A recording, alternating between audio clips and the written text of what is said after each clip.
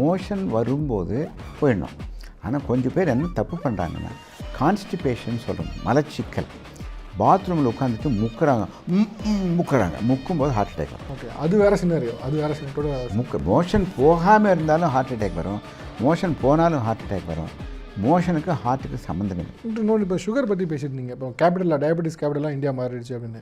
இப்போ என்னென்னா 2 வகையாக diabetes insipidus, diabetes mellitus, type 1 type 2 அப்படின்னு 2 இருக்குது.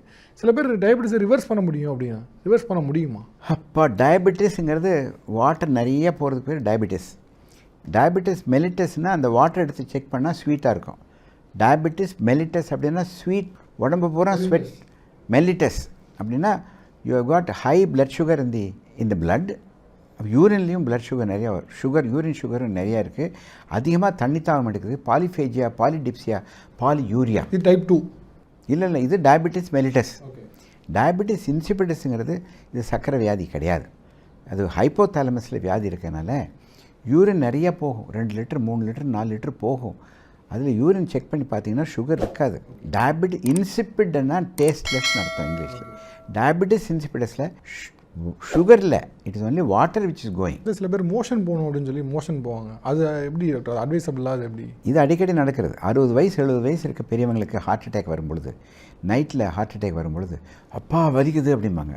அப்போ திடீர்னு யூரின் வர்ற மாதிரி பாத்ரூம் போவாங்க. பாத்ரூம் போனால் அங்கே மயக்கம் போட்டு கீழே விழுந்துருவாங்க. யூரினும் போயிருக்கும், மோஷனும் போயிருக்கும். அந்த ஸ்ஃபிங்க்டர்ஸ் எல்லாம் ஓப்பன் ஆகுது. டைட்டாக பிடிக்கிறதுனால தான் நம்ம யூரின் போகிறதில்ல. போய் பாத்ரூமில் போய் இந்த ஸ்ஃபிங்க்டரை ஓப்பன் பண்ணும்போது யூரின் வருது.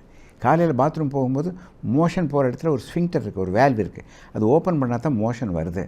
அந்த ஹார்ட் அட்டாக் வரும் பொழுது, especially if it's a bad heart attack, fatal heart அட்டாக்கில் எல்லா ஸ்ஃபிங்க்டர்ஸும் ஓப்பன் ஆகிடும். ஆமாம், ஓப்பன் ஆகும்போது when a man with a heart attack passes motion, passes urine, he is in a very, very bad state. Bad omen அது.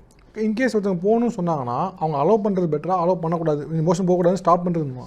அது எப்படி stop பண்ண முடியும்? இல்லை, ஒருத்தர் எனக்கு மோஷன் வர மாதிரி இருக்குது அப்படின்னா, சில பேர் என்ன சில டாக்டர் சொன்னால் மோஷன் போவான்னு ஒரு பேஷண்ட் சொல்கிறாங்க அப்படின்னா, வேண்டாம், அவங்க ஸ்டாப் பண்ணி நீங்கள் ஹாஸ்பிட்டல் கூட ட்ரை பண்ணுங்கள். You can not stop passing urine.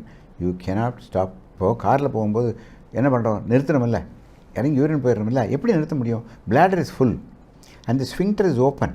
Motion கண்டிப்பாக தன்னைப்போல் வந்துடும். நம்ம ஸ்டாப் பண்ணாலும் போயிடுவாங்க. நீங்கள் ஸ்டாப் பண்ணணும், எப்படி நிறுத்த முடியும்? அதான் ஓப்பன் ஆகி போச்சு, மோஷன் வருதா வெளியே, வேஸ்டெல்லாம் நனைஞ்சு போயிடும். 90% பீப்புளுக்கு வலி வரும். 100 டயபெட்டிக் பேஷண்ட்ஸ் இருக்காங்கன்னா 190 பேருக்கு வலிக்குது.